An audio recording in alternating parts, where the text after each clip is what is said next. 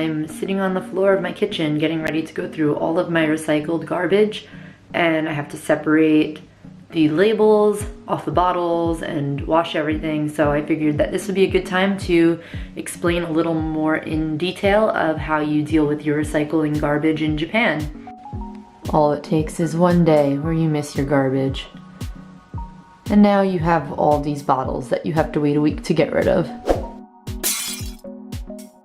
So this is it, and like I said, every city has their own rules on what you do and how you separate them. Some cities have like a big plastic net or some buckets put out. I live in a very nice city where I can just clean them, take the labels and the caps off, and put them all into one plastic bag, and I don't have to worry.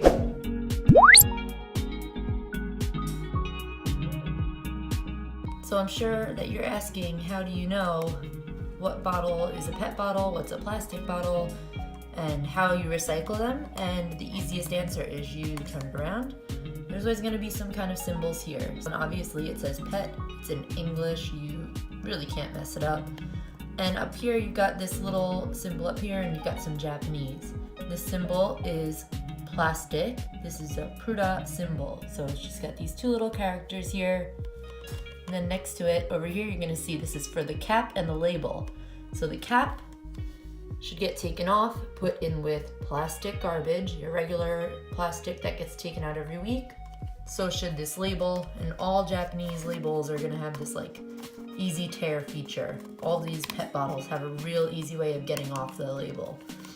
And then the actual clear bottle, when it's all naked and washed, goes into your recyclables. Pretty simple. And again, you've got your PET for PET, which is the clear plastic bottle. And then up here, same deal. You got that same two characters, and then you've got cap and label.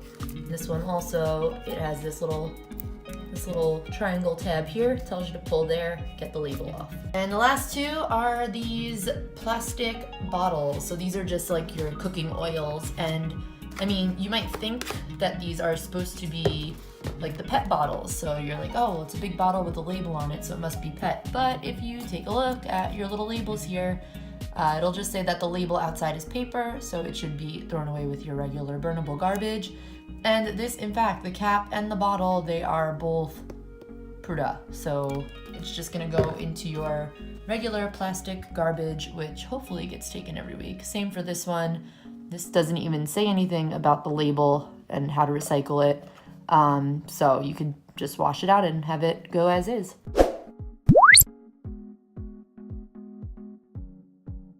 And garbage, this is some alcohol. A lot of it will be bought in convenience stores, and it is Hanami season, so I am drinking lots of cans right now. And yeah, down here has some of the calorie information, which I don't really want to look at. But up at the top here, you're gonna have this, and this says it's for a can. It's pretty easy. If you just look for this symbol, it'll tell you that it's a can. And then you have this can of diced tomatoes, pretty much the same deal, except this one has a paper label. So this is the symbol that you want to look for paper. And then this is just saying that it's a steel can. And just be careful when it's open, because steel can cut you.